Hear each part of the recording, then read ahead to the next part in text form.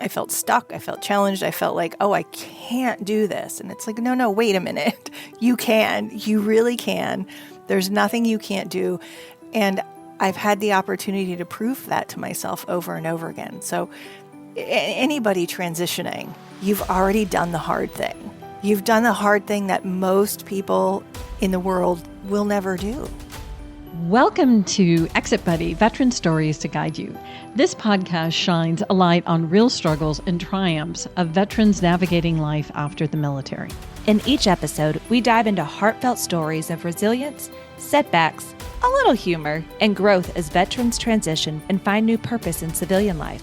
And here for the journey, we're your host. I'm Rachel. And I'm Kathleen. If you're looking for inspiration, practical advice, or just a reminder that you're not alone in your transition, Exit Buddy is here to help you thrive beyond the uniform. Enjoy today's story from our next honorary Exit Buddy. This is Kathleen, and I'm flying solo today. I'm really excited because we're welcoming Patience Ulstad, an Army veteran and former paratrooper who has an incredible story about transitioning from military service to becoming a holistic health entrepreneur. Welcome to the show, Patience. Thank you, Kathleen. I'm so glad to be here.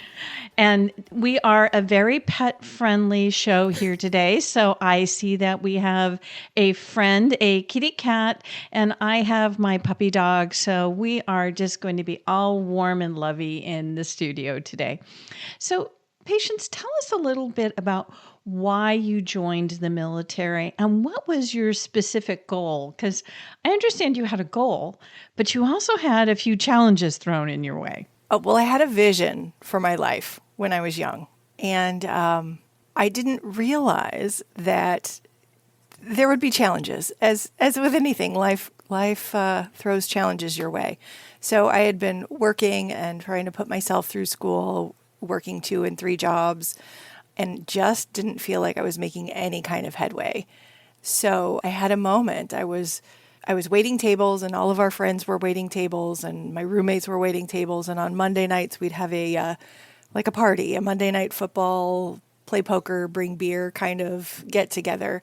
And I was standing on our balcony looking into the apartment, and I had this aha moment, this is your future. And at the time I was 21, and I'd been trying to hustle since I was 17 to finish school.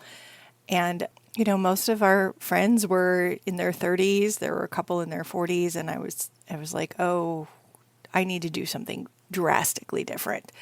And the next day I went and joined the Army, and I left 2 weeks later. Now, I understand that the Army wasn't your first choice. You actually wanted to join another branch, and you actually wanted to do something very specific, but somebody sort of told you, girls don't do that. So where I lived, there were all the recruiting stations in this little strip mall. There was Army, Navy, Air Force, Marines. And I first went to the Air Force store, and it was locked. So I knew I didn't want to be a Marine. And the next door that was open was the Army recruiting office. So I walked into that door. I met my Army recruiter. He said, let's take some tests. And I took the tests. He says, you're great. Let's go. Let's go. So I did. I went down to San Diego and signed all the paperwork and did all the onboarding. I was living in California at the time. And I left 2 weeks later. But no, I was going to join the Air Force. But they were closed. Maybe they were on a lunch break or something. So that sealed my fate again. I went Army, and I went Airborne. So after basic training, there's advanced training. And in advanced training, I was talking to this other soldier who was very, we called him high speed. He had his Ranger roll hat and his high and tight haircut, and he knew he wanted to be an Airborne Ranger. And I was thinking, yeah, Airborne sounds cool, like a real challenge. And somebody behind me heard me say that. And to this day, I don't remember that person's name. But he goes, you can't go Airborne, you're a chick. And he was like, oh, fine, watch me. It's like he reached up and knocked a chip off my shoulder. And the first opportunity I had when the 82nd Airborne Division recruiters came to our training, I signed up and I went and ran with them every day, and I did the training. And after advanced training, I went to Airborne school.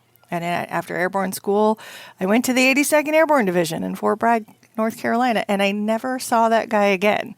Not even to say, like, look what I did. But he changed my whole future. My whole future. Some anonymous guy in the chow line. That's always so great. It's amazing what prompts us to go in a different direction or gives us a little bit of a kick that we need. So you've gone through Airborne, you're a paratrooper, you've done this amazing career, and then you start transitioning into civilian life. And for many of us, when we switch from one career to another, when we switch from one life to another, we try to do the same thing over and over again, rather than looking for inspirations to do a different thing. So tell us a little bit about your transition and what inspired you to be more interested in holistic health. That's a great question, Kathleen. I couldn't physically do the same things that I could do when I joined the Army.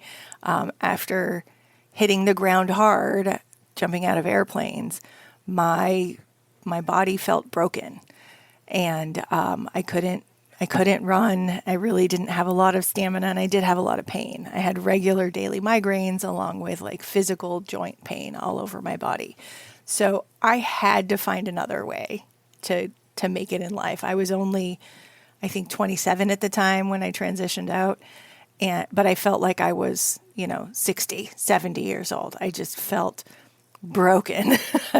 So that led me to holistic therapies and specifically yoga. It led me to yoga. And not in any intentional kind of way, just like the Air Force door versus the Army door. But I was getting my degree, and I had to take a PE credit, and they were offering a yoga class, and I thought, well, Madonna's doing yoga. It's cool. I could do it. So I took this yoga class. This was long before like Lululemon leggings and like spandex tops. I was in just shorts and a t-shirt. And I actually think I might have been in my Army shorts and my Army t-shirt. And just the laying on the floor and breathing and moving my body in these really easy ways shifted something for me. I remember getting home after that first class, and my children were still small. Like they were both still in diapers, and I was laying on our couch with my youngest sleeping on my chest, and just thinking like, wow, this feels really good. Like I feel good, and wondering, I wonder how long this will last. But I haven't had a migraine since that class, and I'm not here touting like yoga as the cure-all for migraines, but for me, that was my experience. I haven't had a migraine since that class, and that feeling good hasn't left. It actually sparked something inside of me to go learn more about this mind-body connection, learn more about what I can do to make myself healthier and to make myself feel good and to have myself feel like me again in this body. So that's what sparked that path. It sounds like it wasn't just yoga. What else did you go after to explore this mind-body connection? I had a good friend who owned a spa in our little town of Poway, California, and she always seemed like the most serene woman I had ever met. So I asked her, like, how did you learn how to do this? And she told me where she went to massage school, and she told me like what else she did, and I decided I'm just going to take a break from getting my degree, and I'm going to go to massage school. Why not? And just like that yoga class, that first class hooked something in me. It felt so profound to have like the healing power of touch that I needed to learn more. So I continued that trajectory. From there, I started working with a chiropractor. Like that was one of my first stable jobs outside of massage school. And I started getting adjusted regularly. So yoga, massage, chiropractic. I learned Reiki, and within 2 years became a Reiki master, and then within 5 became a master teacher. So learning about like the energetics of the body, the alignment, the physicality, how the tissues all work together, and then from there, after about 10 years in practice, I felt like I started seeing clients who I couldn't help, like I didn't know what to do for them. And I started referring to acupuncturists, and that inspired me to learn more about acupuncture. And then I went to acupuncture school. So it's been a lifelong learning. I still feel like I'm learning. 5 years ago, I dove into the deep pool of Ayurveda, and how that all connects with the Chinese medicine and the body work and the chiropractic is just fascinating to me. So it's interesting. Many of us can rely on Ayurveda or yoga or chiropractic, acupuncture, or definitely some of the modalities that I have utilized over my lifetime to keep my health, mental, physical, emotional, spiritual, all of that. But there's a big leap from having all of this to being an entrepreneur and actually creating the business model. And having taken part of many of those modalities over the last somewhat years, we're not going to say how many, I've seen many people go out of business. I've seen many people who have not managed it properly. But you decided to take the leap of becoming an entrepreneur and have been quite successful. So how was that shift for you between having it be part of your body, you being a practitioner, but then going to, shall we say, the master level of this and being the entrepreneur? Another great question. And I think it's kind of like that chip on my shoulder with Airborne. Like, you can't do that. I did work with several other companies like on my way to doing my own thing. And I always felt like I could do that better, or why would somebody do that? I think one of my first jobs out of massage school was at a little day spa in San Diego. And I was very excited about it. And maybe it was my naivete or it was an intentional misdirect. I don't know. But what I thought was going to be $25 a treatment, how I would get paid, ended up being $25 a client. So I would spend hours and hours with one client, taking them from the body work to the steam sauna to, the holistic, the spa lunch to, the seam facial. And after 4 or 5 hours of work, I would get paid $25. And I thought, oh, this is ridiculous. And I knew that I wanted to really affect people deeply, not just a surface treatment, not just a spa treatment, but have them have the experience I had, which in hindsight, I describe it as a complete nervous system reset. And I haven't found anybody that was doing that. I mean, I found people who came close, and I found companies who had the right idea, but the full vision alignment didn't quite hit. So I decided that I was going to do it myself. And it wasn't without challenges, like any journey. It had its speed bumps, but it's going well. And I enjoy the people I work with. I enjoy the work that I do. Let's talk a little bit more about entrepreneurship, because we see a lot of veteran programs on entrepreneurship. And in many of the veterans and transitioning military folks that I counsel, a lot of them are looking at running their own shop or going for the corporate job. And there seems to be this sort of divide, and you do one or the other. And having been an entrepreneur myself over the years, it's definitely an interesting road to take, no matter what you decide to do. So what did the military provide you as far as a framework or a foundation on being able to have your own practice, have your own shop, your own business? And are there any things that you drew upon whenever you hit one of those speed bumps from your military background to say, I can do this, other than another chip off your shoulder being knocked off?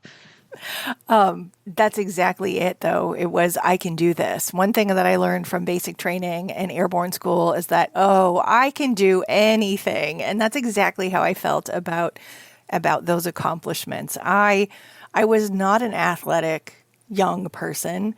I was a ballet dancer. In the pink tights and the black leotard, like that was how I used my body when I was young. So now suddenly we're like running miles and miles and wearing combat boots and carrying a ton of equipment on the back. And my concept of myself was very challenged, right? So after doing that and doing it successfully, I won awards in basic training. I won awards in AIT. I won awards at my unit. I did realize, like, wow, I can do anything. There's nothing that I can't do. And that has pulled me through a lot of things where I felt stuck. I felt challenged. I felt like, oh, I can't do this. And it's like, no, wait a minute. You can. You really can. There's nothing you can't do. And I've had the opportunity to prove that to myself over and over again. So anybody transitioning, you've already done the hard thing. You've done the hard thing that most people in the world will never do. So allow that to pull you forward. So obviously you didn't do all of this by yourself. And one thing that I know is really difficult to do, especially from the military, is learning how to ask for help and learning to sort of say you don't know.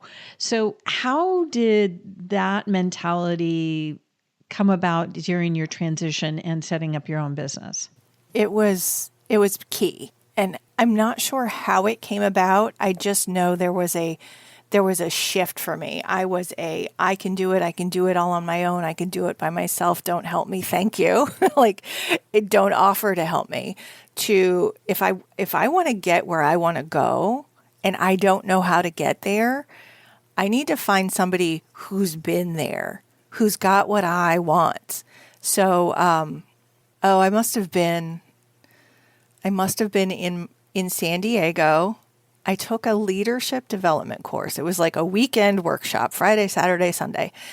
It was encouraged to ask for coaching from the course leader, to stand up, ask for coaching, and get coaching. And it was supported by all the people in this course. And there was a part of me that really ate that up, that just wanted that affirmation and that external validation. And I started asking for help. I started asking for coaching. I started taking coaching. I started learning that being coachable is a valuable thing. And I was thinking about this just this morning, about what a wild time of my life that was. It took me very far out of my comfort zone. It grew my business like I didn't even imagine. I had seen incremental growth, like the expected percentages year over year. At that time, I had my own private practice in downtown San Diego. But by the end of that year, from the time I took that course to a year later, I had doubled my business and I had brought on 2 other practitioners, all while being at this very uncomfortable growth edge of putting myself out there. So I guess I will say this. If you're ever invited to do something that seems really challenging and your sense of self is like, I will never do that, maybe try it. Maybe go there. Maybe just say yes and see what'll happen. Because it changed everything for me. And as the helicopters are flying over my head and shaking my house, we will move on to the next question.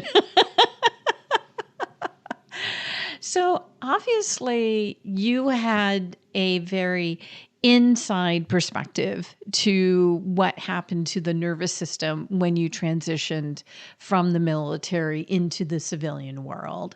So we've had several people on the show who've sort of talked about the physicality of the change, and some people who were unfortunately very injured and very damaged during their service, and some reported it and were able to get their VA benefits, and other people decided to suck it up and not report it and not be able to get their VA benefits.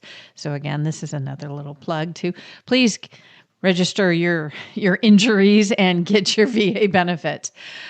But going back from your perspective, can you sort of tell us a little bit more about the difference between the military nervous system that you sort of observed and the civilian world nervous system, and what maybe our listeners need to sort of think about, even though most of them are going, this is really, sort of woo-woo. And I'm like, no, it's not woo-woo. It's your nervous system.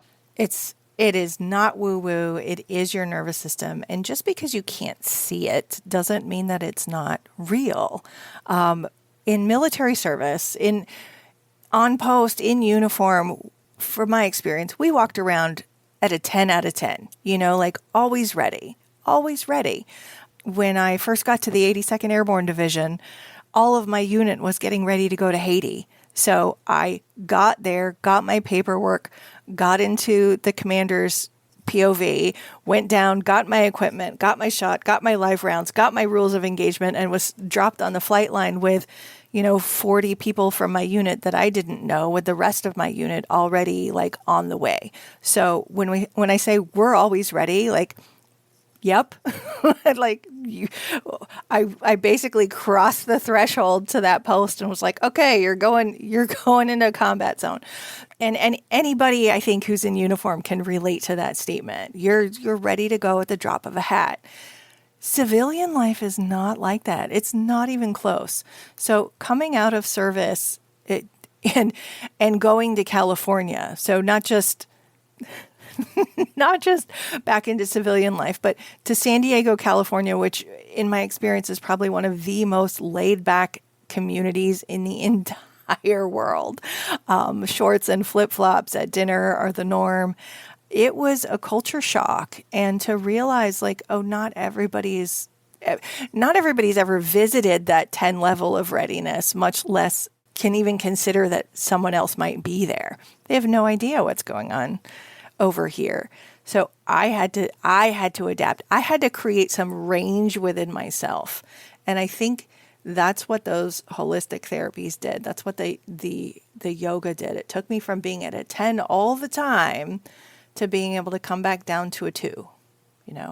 I can go back up to a 10 if I need to at any moment, but I can also come back down to a 2 and cuddle my daughter's cat who's with us right now, or just walk into the grocery store and not feel like the person who's walking in behind me is going to do something. I don't have to be ever vigilant.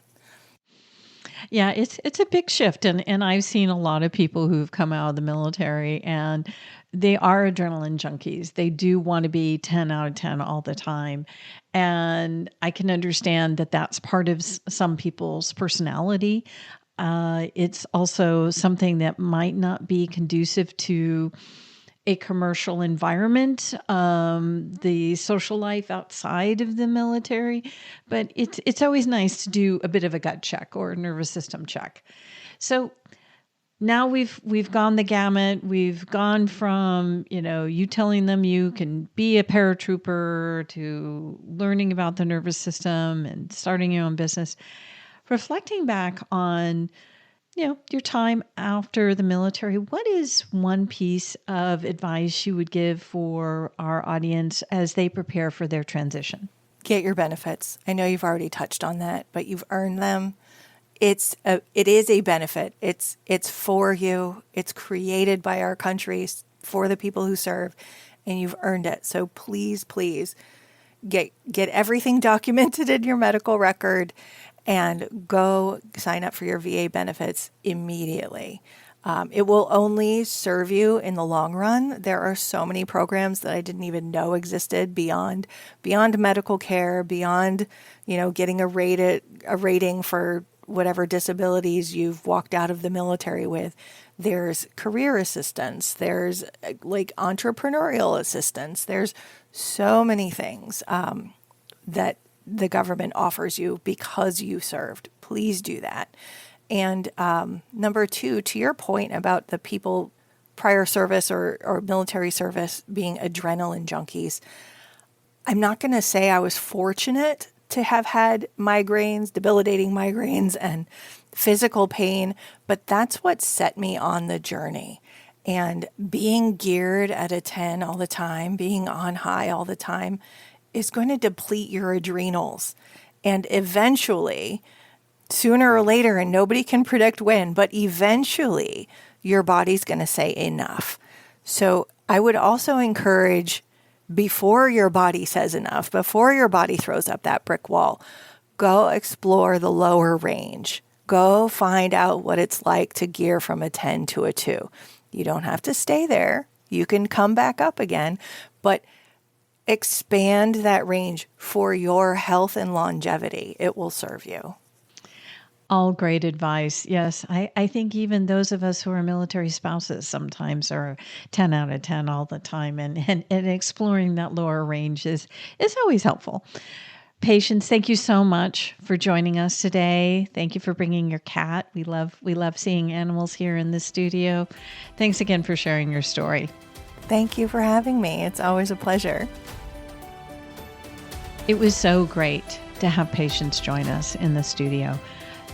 Having conversations with her before, she said something that has really been inspiring to me, which is having been in the 82nd Airborne and jumping out of planes and slamming into the ground, and how painful that is. And anytime I was going through some kind of emotional work and how painful that was, her inspiration to me was always that she would much rather jump out of planes than face the emotional work. There's going to be a lot of emotional work as you transition out of the military. Just take the time, reset, and listen to this episode maybe another time. I loved hearing all of the key components that Patience shared about our nervous system resets. So let's just focus on that for right now. In the meantime, thanks for listening. Be sure to follow us for more episodes, and be sure to subscribe to our LinkedIn newsletters. You'll find a link in the show notes. You can connect with our guests. You can connect with other listeners and create your tribe here at Exit Buddy. Bye for now.